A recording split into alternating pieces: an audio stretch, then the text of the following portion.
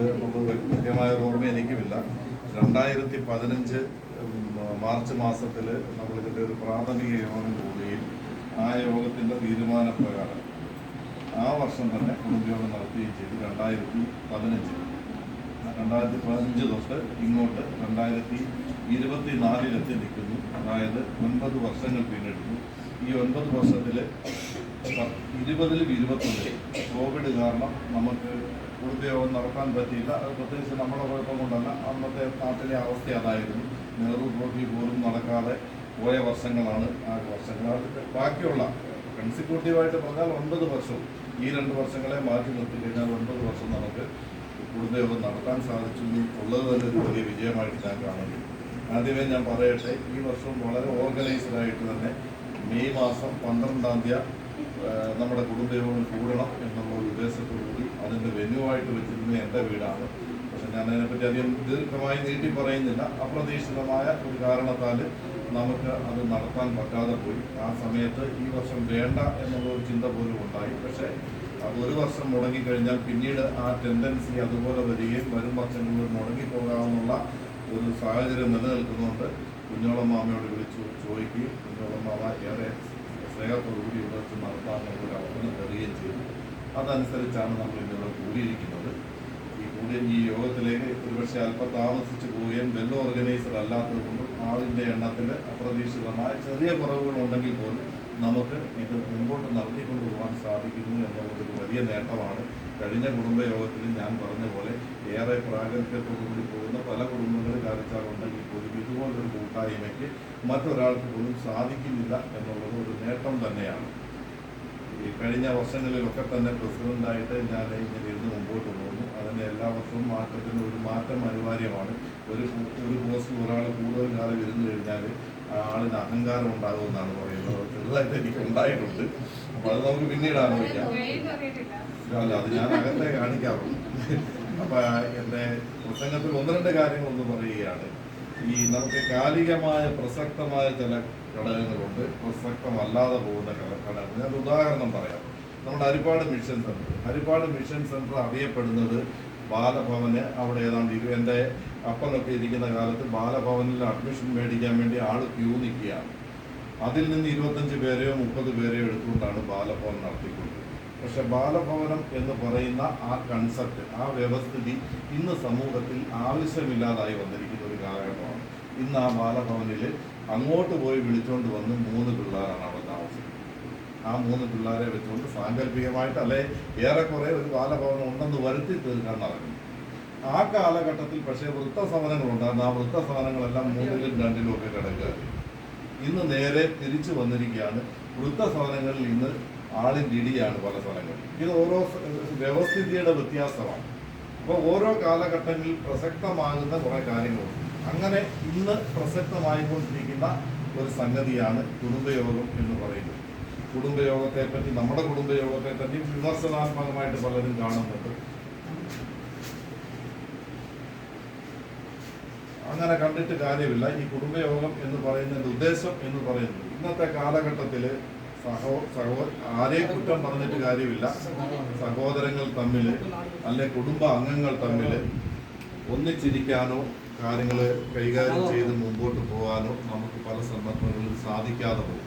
പണ്ട് കുടുംബയോഗങ്ങൾ എന്തിനായിരുന്നു എന്ന് ചോദിച്ചു കഴിഞ്ഞാൽ ഒരു നാട്ടിലുള്ള ഏറ്റവും പ്രമാണിത്വമുള്ള കുടുംബത്തിൻ്റെ യശസ് കാണിക്കാൻ വേണ്ടിയായിരുന്നു ഒരു കാലഘട്ടത്തിൽ കുടുംബയോഗങ്ങൾ നടത്തിക്കൊണ്ടിരുന്നത്. അതൊക്കെ അതിൻ്റെ യാത്രക്കിടയിൽ എല്ലായിടവും നിന്നുപോയി. പല സന്ദർഭങ്ങളിൽ പലയിടങ്ങളും നമ്മൾ അന്വേഷിച്ചപ്പോഴും നടക്കുന്നുണ്ട്, ഇല്ലാന്നല്ല പറയുന്നത്. പക്ഷെ നമ്മൾ ഈ കുടുംബയോഗം, അത് എനിക്ക് തോന്നുന്നു കുഞ്ഞുമോനച്ചാനാണെന്ന് തോന്നുന്നു അതിന് ആദ്യമായിട്ട് ഒരു ചർച്ചയിലേക്ക് കൊണ്ടുവന്ന് ഇങ്ങനെ ഒരു കാര്യം യാഥാർത്ഥ്യമാക്കി. നമ്മൾ ഈ കുടുംബയോഗത്തിൽ കൂടി ഉദ്ദേശിക്കുന്നത് എന്തെന്ന് ചോദിച്ചു കഴിഞ്ഞാൽ നമ്മളെല്ലാവരും ചേർന്നുള്ള ഒരു ബന്ധം, ആ ബന്ധത്തിനെ ഇടയ്ക്കിടയ്ക്കൊന്ന് വിളക്കിക്കൊണ്ട് ഒരു വർഷത്തിൽ 1 മണിക്കൂറോ അല്ലെ 2 മണിക്കൂറോ നമുക്ക് ഒന്നിച്ചിരുന്നുകൊണ്ട് എല്ലാവരും ആ ബന്ധത്തിൻ്റെ ഊഷ്മളത പരസ്പരം മനസ്സിലാക്കിക്കൊണ്ട് മുമ്പോട്ട് പോവുക എന്നുള്ളൊരു ഉദ്ദേശത്തോടു കൂടിയാണ് ഈ കുടുംബയോഗം കൂടിയിരിക്കുന്നത്. ഈ കുടുംബയോഗം എനിക്ക് തോന്നുന്നു കഴിഞ്ഞ 9 വർഷക്കാലവും നമ്മുടെ ആ ഒരു ലക്ഷ്യത്തെ പൂർണ്ണമായിട്ടും സബലീകരിച്ചുകൊണ്ട് മുമ്പോട്ട് പോകാൻ സാധിച്ചിട്ടുണ്ട്. ഈ കുടുംബയോഗത്തിനകത്ത് വലിയ ആക്ടിവിറ്റീസ് ഒന്നും നമ്മൾ നടത്തുന്നില്ല. വളരെ സിമ്പിളായിട്ട് പറഞ്ഞാൽ നമ്മൾ വളരെ ചെറിയ കാര്യങ്ങളെ നടത്തുന്നു. നമ്മൾ നടത്തുന്ന ഒരു കാര്യം എന്ന് പറഞ്ഞു കഴിഞ്ഞാൽ നമ്മുടെ ഈ കുടുംബത്തിൽ അല്ലെങ്കിൽ ഈ മുറിക്കകത്തിരിക്കുന്ന നമ്മുടെ കുടുംബാംഗങ്ങളുടെ ആരുടെയെങ്കിലും വീട്ടിൽ ഏതെങ്കിലും തരത്തിലുള്ള ഒരു ആഘോഷം ഉണ്ടാകുകയാണ്. അപ്പോൾ അതൊരു കല്യാണമാകാം, ഒരു പാലുകാച്ചാകാം, മറ്റെന്തെങ്കിലും സന്തോഷകരമായ ഒരു ചടങ്ങുണ്ടെങ്കിൽ അവിടെ കുടുംബയോഗത്തിനെ റെപ്രസെൻ്റ് ചെയ്തുകൊണ്ട് ആരെങ്കിലുമൊക്കെ നമ്മൾ കുടുംബയോഗത്തെ റെപ്രസെൻ്റ് ചെയ്തുകൊണ്ട് അല്ലെങ്കിൽ നമ്മൾ അവിടെ വരും. പക്ഷെ അതല്ലാതെ തന്നെ കുടുംബയോഗം എന്നുള്ള പേരിൽ തന്നെ നമ്മൾ അവിടെ എത്തുകയും അവിടെ അവരുടെ സന്തോഷത്തിൽ പങ്കുചേരുകയും ചെയ്യുന്നു. ഇതാണ് ഒന്ന് നമ്മൾ ചെയ്തുകൊണ്ടിരിക്കുന്നത്. മറ്റ് നമുക്കുണ്ടാകുന്ന ഒരു സന്തോഷം എന്ന് പറയുന്നത് നമ്മുടെ ഇനി മുമ്പോട്ട് വരുന്ന തലമുറ, ആ തലമുറയാണല്ലോ തീർച്ചയായിട്ടും നമ്മുടെ വിധി നിർണ്ണയിക്കുന്ന തലമുറ. ആ തലമുറയിൽ നേട്ടങ്ങൾ ഉണ്ടാകുമ്പോൾ അവരെ പ്രോത്സാഹിപ്പിക്കുക എന്ന് പറയുന്നത് നമ്മുടെ ഓരോരുത്തരുടെയും കർത്തവ്യമാണ്.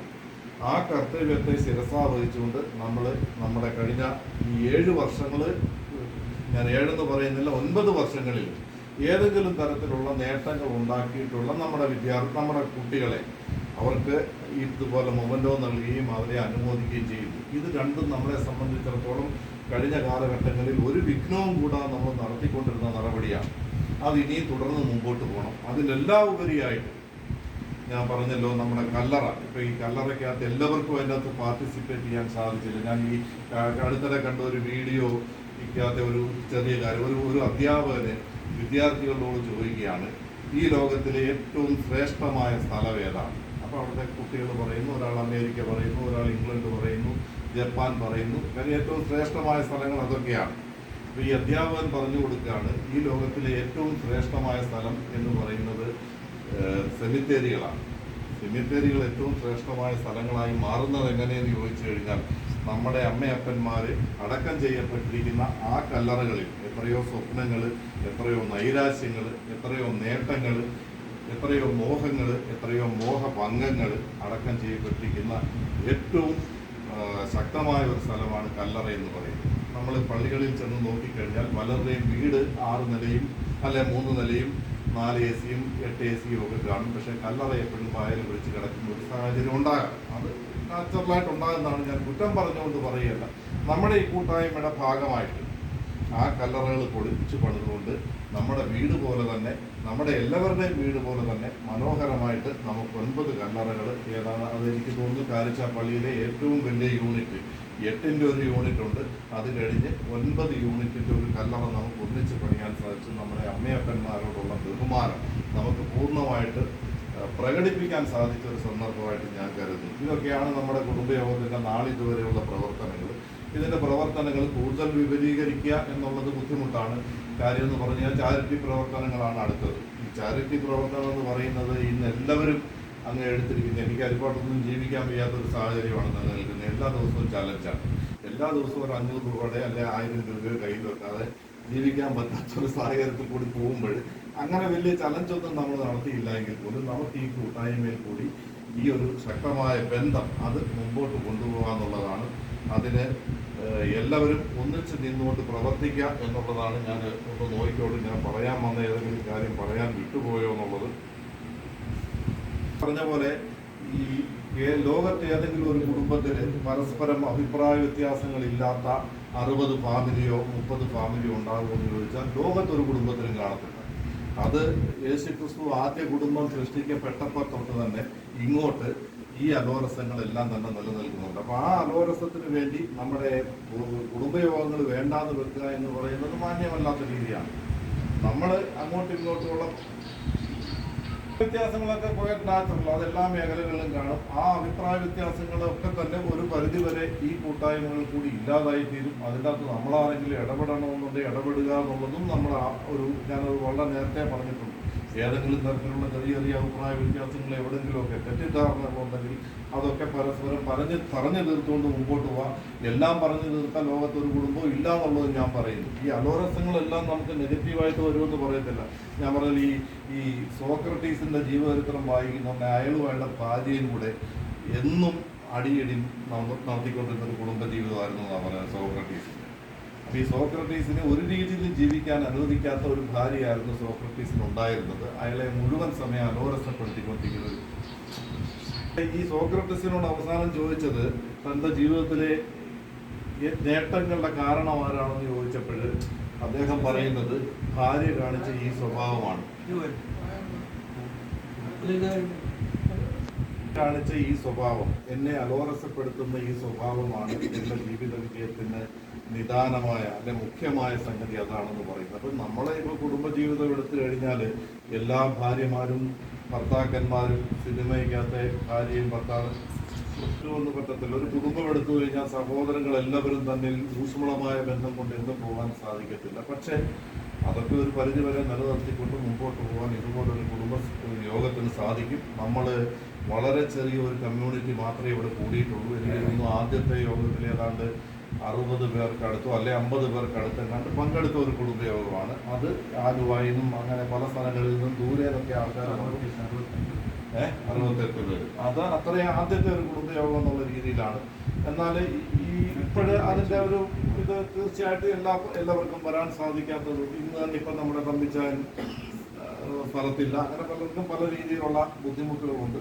ആ ബുദ്ധിമുട്ടുകളെല്ലാം തൃണവൽ ഗണിച്ചുകൊണ്ട് അല്ലെ എല്ലാ അസൗകര്യങ്ങളും മാറ്റിവെച്ചുകൊണ്ട് നിങ്ങൾ ഇത്രയും പേരും ഇവിടേക്ക് കടന്നു വന്നത് നമ്മുടെ ഒരു ഐക്യത്തിൻ്റെ പ്രതീകമായിട്ട് ഞാൻ കാണുന്നു.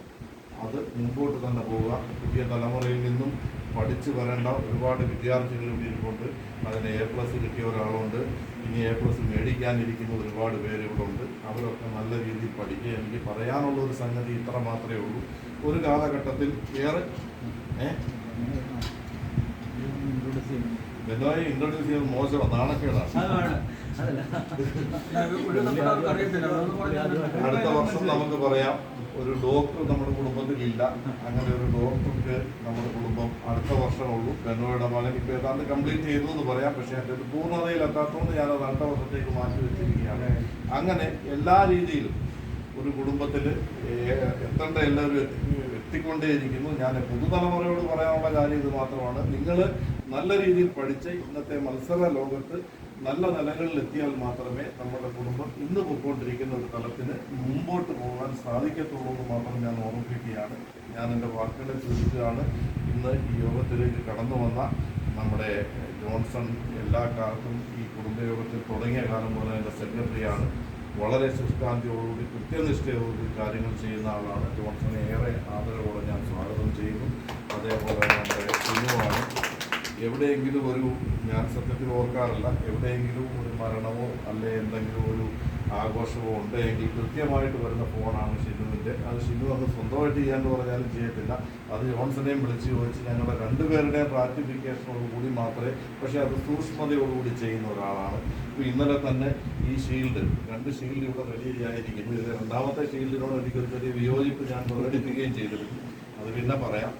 പക്ഷെ അതിനുവേണ്ടി പെയിൻ എടുത്ത് പോയി അത് പ്രിന്റ് ചെയ്ത് കൊണ്ടുവരിക, അത് വളരെ കൃത്യതയോടെ ചെയ്യുക എന്ന് പറയുന്നത് ഷിനു അത് ചെയ്യുന്നു. ഷിനുവിനെയും ഞാൻ ഏറെ ആദരവോടുകൂടി യോഗത്തിലേക്ക് സ്വാഗതം ചെയ്യുന്നു. ഇതിലെല്ലാം ഉപരിയായിട്ട് ഞാൻ പറഞ്ഞല്ലോ, ഇങ്ങനെ ഒരു കൂട്ടായ്മയ്ക്ക് കാരണഭൂതൻ എന്ന് പറയുന്ന വേണ്ടി ഇന്ന് കേരള രാഷ്ട്രീയത്തിൽ ഏറ്റവും കൂടുതൽ ഇല്ലയോ, എന്നാലും പത്രം വായിക്കാത്തതുകൊണ്ട് അറിയാൻ വിചാരിക്കും, പിണറായി എല്ലാവരും വിളിക്കുന്നത്. ഇവിടുത്തെ കാരണഭൂതൻ എന്ന് പറയുന്നത് കുഞ്ഞുമോറച്ചാനാണ്. കുഞ്ഞുമോറച്ചാൻ അങ്ങനെ ആ കാലഘട്ടത്തിൽ അങ്ങനെ ഒരു കൂട്ടായ്മ കുഞ്ഞുമോറച്ചാൻ മുൻകൈ എടുത്ത് നടത്തിയത് കൊണ്ട് മാത്രമാണ് ഇതിന്ന് മുമ്പോട്ട് പോകുന്നത്. കുഞ്ഞുമോറച്ചാൻ ഓരോരുത്തരെയും പേരെടുത്തില്ല, ഇങ്ങനെ ഒരു എൽഡർമാൻ എന്നുള്ള രീതിയിൽ കുഞ്ഞുമോറച്ചാനെ ഞാൻ പ്രത്യേകമായിട്ട് സ്വാഗതം ചെയ്തു. അതോടൊപ്പം തന്നെ കടന്നു വന്ന എല്ലാവരെയും ഒറ്റ വാക്കിൽ സ്വാഗതം ചെയ്തുകൊണ്ട് ഞാൻ എൻ്റെ വാക്കുകളെ അവസാനിപ്പിക്കുകയും, അത് വിൻസി പാട്ട്